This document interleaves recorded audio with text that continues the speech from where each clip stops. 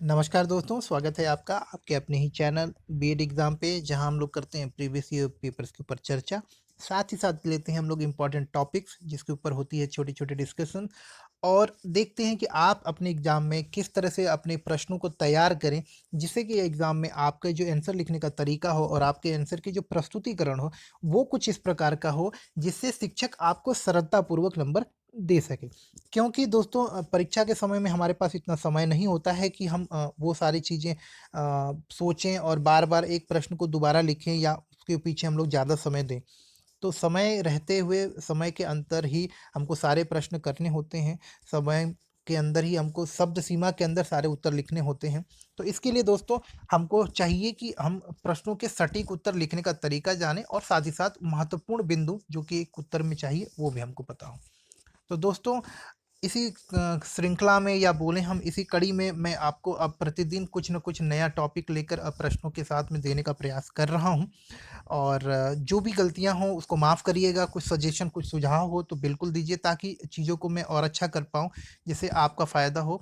और आप कमेंट करके कुछ बताएँगे तो उससे मैं वीडियोज़ में जो भी चीज़ें ला रहा हूँ आपके लिए, वो मुझे भी समझ में आएगी कि वो आपको फ़ायदेमंद हैं, उससे आपको लाभ मिल रहा है या नहीं मिल रहा है। अगर वीडियोज़ में कुछ इम्प्रूवमेंट होगा तो उससे मैं बिल्कुल करने का प्रयास करूँगा और वो भी जल्द से जल्द।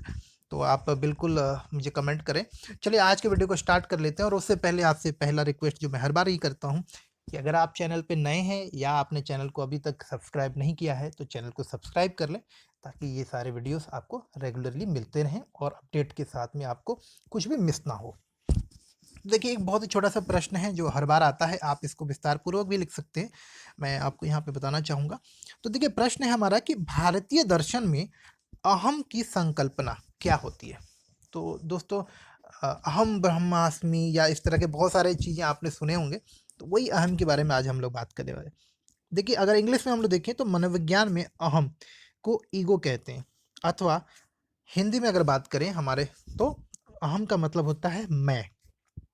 अहम शब्द जो है आपके संस्कृत से लिया गया है और इंग्लिश में जैसे मैं तब बताया कि अहम को वहाँ ईगो भी समझते हैं यानी कि अभिमान और हिंदी में उसको मैं अथवा स्वयं भी समझते हैं।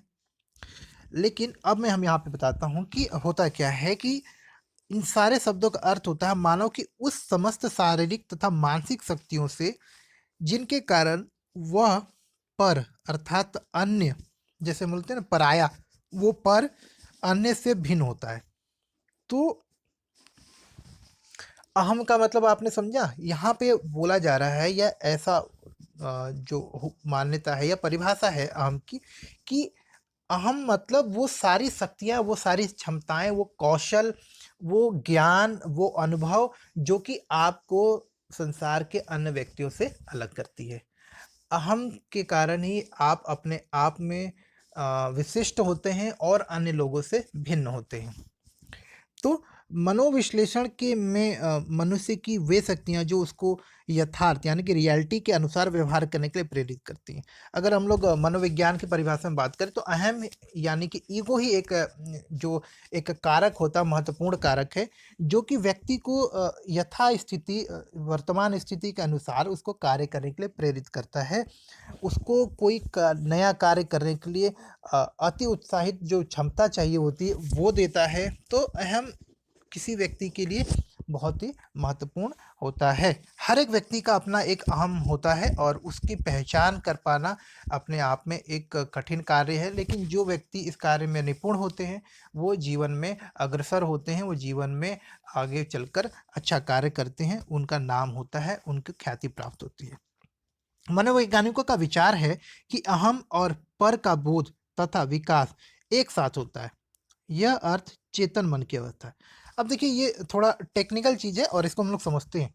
मनोवैज्ञानिक क्या बोलते हैं कि जो अहम है और पर यानी कि मैं कौन हूँ और मैं किस प्रकार से और लोगों से भिन्न हूँ, इस बात का जब ज्ञान हो जाता है या इस बात का ज्ञान जो होने की जो प्रक्रिया है, ये दोनों चीज़ें साथ-साथ चलती हैं।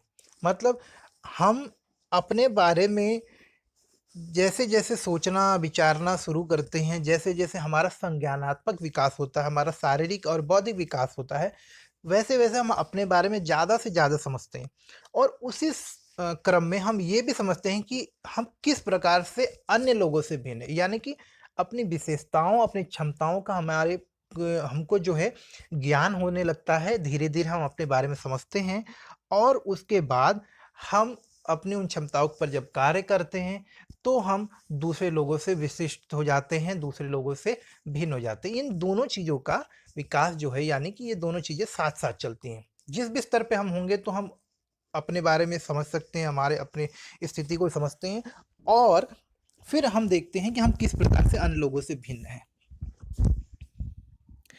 तो ये सारी चीज़ें दिमाग में चलती रहती हैं, ये आपके अर्धचेतन मन में है, यानी कि ये होता रहता है। अच्छा, प्राचीन काल में जो हम लोग बात करें, यानी कि वैदिक युग की अगर बात करते हैं, तो प्रत्येक विद्यार्थी मूलभूत आध्यात्मिक प्रश्नों को स्वयं से पूछता था और उनके उत्तर स्वयं ही खोजने का प्रयास करता था। यानी कि प्राचीन काल में, वैदिक काल में जो शिक्षा का आपको पता है कि उद्देश्य होता था आत्मशुद्धि, आत्मा का ज्ञान। तो वहाँ पर भी जो अहम की जो संकल्पना थी या अहम का जो ज्ञान प्राप्त करना था, वो बहुत महत्वपूर्ण होता था। क्योंकि अहम का ज्ञान प्राप्त करना ही एक प्रकार से जो ज्ञान के ज्ञानार्जन की प्रक्रिया है, उसमें एक महत्वपूर्ण कार्य होता था। तो लोग अहम की जो जानकारी है या अहम को समझने के लिए क्या करते थे? अहम को समझने के लिए लोग जो है कुछ अपने आप से प्रश्न करते थे और वो प्रश्न क्या है? मैं कौन हूँ? अर्थात मैं कहाँ से आया हूँ? अर्थात मैं कहाँ जाऊँगा? मनुष्य में ये सब ज्ञान अहम की ज्ञान की प्राप्ति से ही होता है। अर्थात कि जब व्यक्ति अपने बारे में सोचने लगे कि वो कौन है, जब वो समझने लगता है कौन है, तो उससे उसको कई प्रश्नों के उत्तर मिलते हैं। उसको ये प्रश्न का उत्तर मिलता है कि आप एक मनुष्य हैं जो कि अन्य प्राणियों से अलग है। आपके अंदर इस प्रकार की बौद्धिक क्षमता है, आपके अंदर ये कमियां हैं, आप इस कार्य में निपुण हैं, इस कार्य में दक्ष हैं और आपकी ये क्षमताओं का एक सीमा है। इस तरह से हम जब अपने बारे में समझते हैं, तो हमको कई सारे नए प्रश्न मिलते हैं और कई सारे प्रश्नों के उत्तर भी मिलते हैं। इस तरह से हम अपने बारे में, अहम के बारे में समझना का प्रयास करते हैं और समझते चले जाते हैं। फिर जब हम समझते हैं कि मैं कहाँ से आया हूँ, मेरी उत्पत्ति कहाँ से हुई है, उत्पत्ति का कारण क्या है, अगर मैं हूँ तो मैं क्या कर सकता हूँ, मैं क्या होऊंगा, भविष्य में मेरा क्या योगदान है, समाज में मेरा क्या योगदान है, इस तरह की चीज़ें, और मैं कहाँ जाऊंगा, मनुष्य में यह सब अहम ज्ञान से ही प्राप्त होता है। तो ये आपको पता है कि जब ये सारी चीज़ें समझ जाएंगे, तो हमको समझ में आए कि हमारे जीवन का जो एक अंततः उद्देश्य क्या है। तो इस तरह की बातों का ज्ञान जो हम समझें कि आध्यात्मिक जो बातें होती थी या जो अपने बारे में समझने की जो प्रक्रिया होती है, वही अहम के ज्ञान के बारे में होती है और यहाँ से हम लोग चीज़ों को समझते हैं। तो दोस्तों, अहम के बारे में कुछ महत्वपूर्ण जो बिंदु थे वो मैंने आपको लिखने का प्रयास किया है। ये आप लघुत्तरीय और अति लघुत्तरीय प्रश्नों में आप इसको लिख सकते हैं और ये काफ़ी अच्छा रहेगा। उदाहरण के सहित भी आप कुछ उदाहरण दे सकते हैं इसको, ताकि ये आपका उत्तर और प्रभावशाली रहे। उम्मीद करता हूँ दोस्तों ये टॉपिक आपको अभी ठीक लगा होगा। चलिए अगले टॉपिक में चलते हैं। अगर कुछ आप जैसा कि सजेशन हो या सुझाव हो तो आप बिल्कुल दीजिए। अगला टॉपिक है दोस्तों हमारे पास में, एरिक्सन के मनोसामाजिक विकास की 8 अवस्थाएं। तो देखिए मनोसामाजिक विकास की 8 अवस्थाएं जो कि एरिक्सन ने बताया था, उसमें से हम कुछ देख लेते हैं सारी अवस्थाओं को। पहला अवस्था जो होता है वो होता है शैशव अवस्था।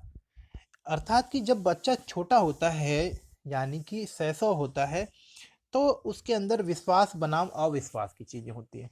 विश्वास और अविश्वास, यानी कुछ चीज़ों को वो मान लेता है कि वो चीज़ें हैं और कुछ चीज़ों को मानता है कि वो नहीं। यानी कि जिन चीज़ों को बच्चा सहसा अवस्था में देख सकता है, उसको लगता है कि वो चीज़ें होती हैं, और जो चीज़ें उसकी दृष्टि से हट जाती हैं, वो चीज़ें उनके सामने नहीं होती हैं, उसको बच्चा ऐसा मानता है सहसा अवस्था में कि वो चीज़ें दुनिया में विद्यमान नहीं हैं।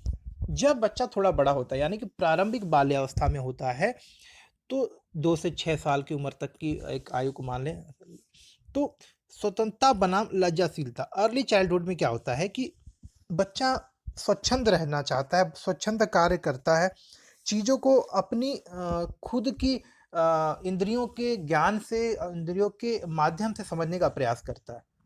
लेकिन जब वो कोई कार्य गलत कर देता है या कोई कार्य नहीं कर पाता है, तो उसको अत्यंत लज्जा का भी भाव होता है। तो इस श्रेणी में बच्चे को जो है माता पिता का स्नेह और साथ ही साथ माता पिता का मार्गदर्शन, गुरुजनों का मार्गदर्शन अगर वो विद्यालय जा रहा है तो आवश्यक होता है, ताकि बच्चे का सही प्रकार से उसका सही दिशा में उसका विकास हो और वो चीज़ों को सही तरीके से समझे। अगली अवस्था आती है खेल अवस्था, पहल शक्ति बनाम दोषी, यानी कि इनिशिएटिव वर्सेस गैलिट।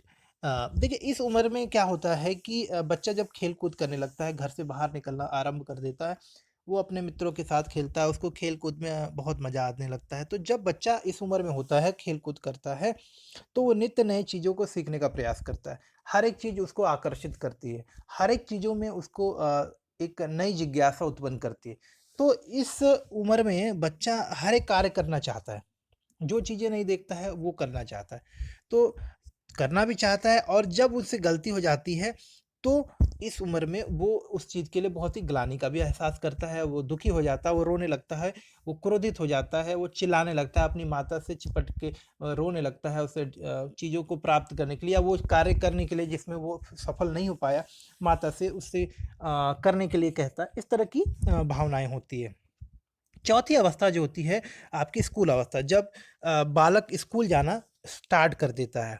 इस उम्र में परिश्रम बनाम हीनता, बच्चा या तो किसी कार्य को करने में खूब मन लगाता है, अथवा जिन कार्यों में उसको सफलता प्राप्त नहीं होती या जिन कार्यों में उसकी रुचि नहीं होती है, वो उन कार्यों को करने में धीरे धीरे मन नहीं लगता है और धीरे धीरे उससे वो दूर चला जाता है। तो उससे क्या होता है, बच्चे के जो अपने खुद के प्रति एक हीन दृष्टिकोण विकसित कर लेता है, जो कि उसके संज्ञानात्मक और शारीरिक विकास दोनों में ही बाधक होती है।